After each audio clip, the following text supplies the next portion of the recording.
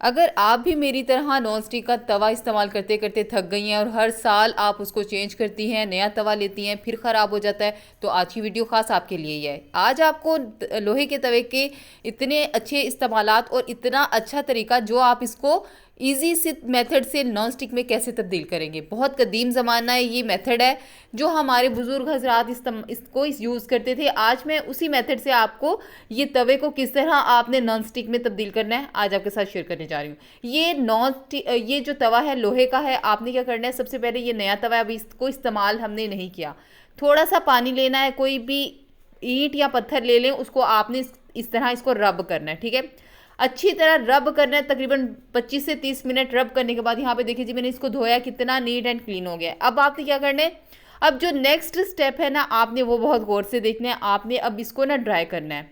ठीक है, हमने चला लेनी है आंच। ठीक है, 1 से 2 चम्मच हमने ऑयल के डालने हैं, कोई सा भी ऑयल ले लें। आपने प्याज को आधा कट कर लेना है। ठीक है, यहाँ पे नीचे जो है आंच चल रही है। ठीक है, फ्लेम आपने ऑन रहने देना है। ये मेथड आपने फ्लेम ऑन के साथ ही करना है। ठीक है, तवे को आपने चूल्हे पे रखा हुआ है। अब आपने अच्छी तरह इसको रब करते जाना है।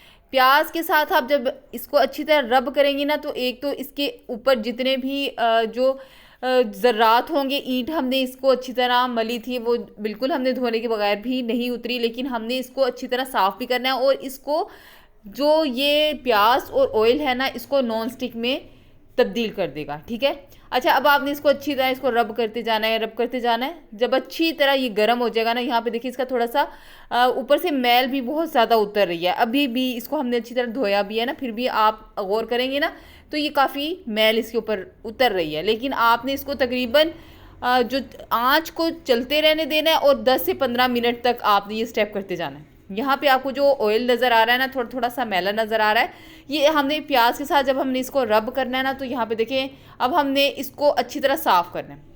जैसे ही आप साफ़ करेंगे ना, यहाँ पे टिश्यू देखिए मेरा कितना ज़्यादा मैला हो गया। ठीक है, अब आपने यही स्टेप को एक दफ़ा फिर आपने रिपीट करना है। आपने क्या करना है, दोबारा आपने ऑयल लेना है। ठीक है, एक नया टुकड़ा प्याज का लेना है और आपने इसको अच्छी तरह रब करना है। फिर दोबारा से 5 से 10 मिनट तक आपने ये स्टेप दोबारा दोहराना है।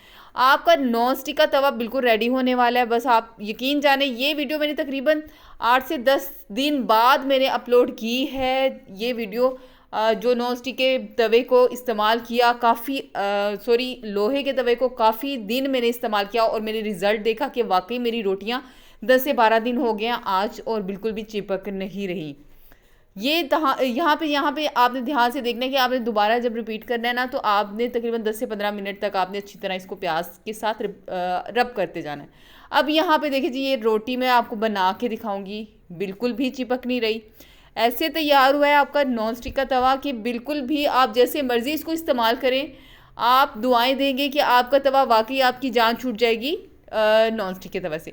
तो अगर आपको मेरी वीडियो पसंद आए तो लाइक करें, सब्सक्राइब करें। थैंक यू, अल्लाह हाफिज़।